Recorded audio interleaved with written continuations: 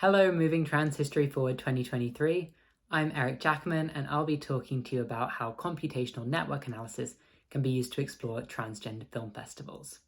This presentation is based on my dissertation I wrote back in 2021 for my master's degree in digital humanities at UCL. This research was greatly aided by Laura Horak and the team at the Transgender Media Lab, so a big shout out and thank you to all of you. This will be a very brief overview, so I'll jump right in. Transgender film festivals emerged in the late 1990s as sites of transcultural production and community building. The first three multi-year transgender film festivals all hosted their first edition in 1997.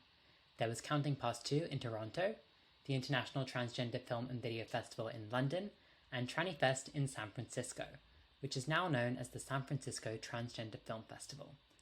With only two exceptions, the years 2000 and 2004, transgender film festivals have run every year since that first year in 1997.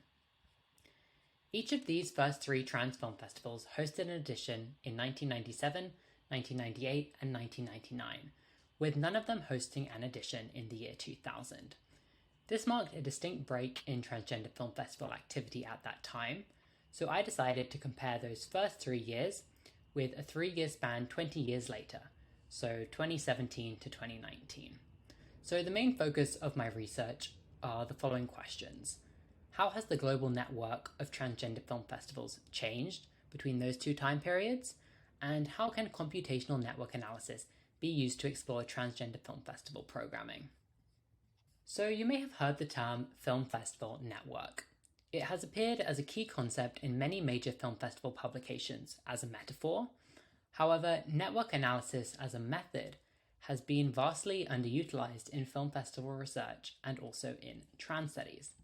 So what is a network analysis? Network analysis can be understood as a set of techniques for studying interconnected entities, nodes, and the relationships between them, edges.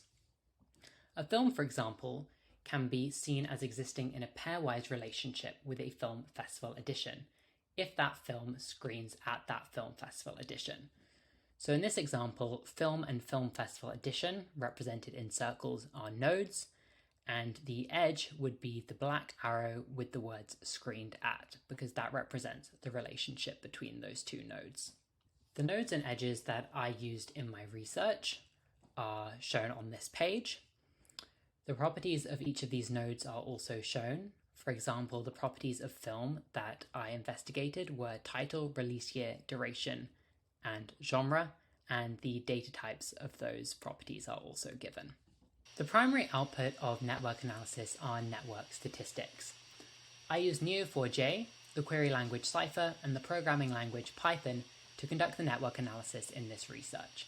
In terms of analysis, I focused on degree measures, size, homogeneity, composition, and overlap coefficient.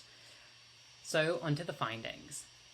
In the 1997 to 1999 time period, there were 5 different transgender film festivals with a total of 11 editions between them. Unfortunately, the last two on that list, the Boston Transgender Film Festival and the Northwest Transgender Film Festival, I was unable to find program information for, so it is just the first 3 and those 9 editions that are included in the analysis. In the later time period, there were a total of 15 transgender film festivals with 36 film festival editions between them. Of those 36 editions, I was able to find program information for 33 editions. This is my favorite part, the visualization. So in this visualization, you can see the red circles are the nodes which represent the film festival editions, and the yellow circles are nodes which represent the films. As you can see, all film festival editions on here screened at least one film which was shown at another festival edition, which makes it very satisfying to see all of those festivals connected on the graph. In total, 181 films were screened during this time period, 26 screened at more than one festival, and 9 screened at all 3 festivals. Of the films, 70% were short films. In the later time period, you can see that the network is much bigger, but all of these film festival editions are still connected, which is amazing to see. So there are almost 4 times as many films, with 667 films screened at transgender film festivals during this time period. 131 films screened at more than one festival, which makes this network graph a bit denser than the previous time period.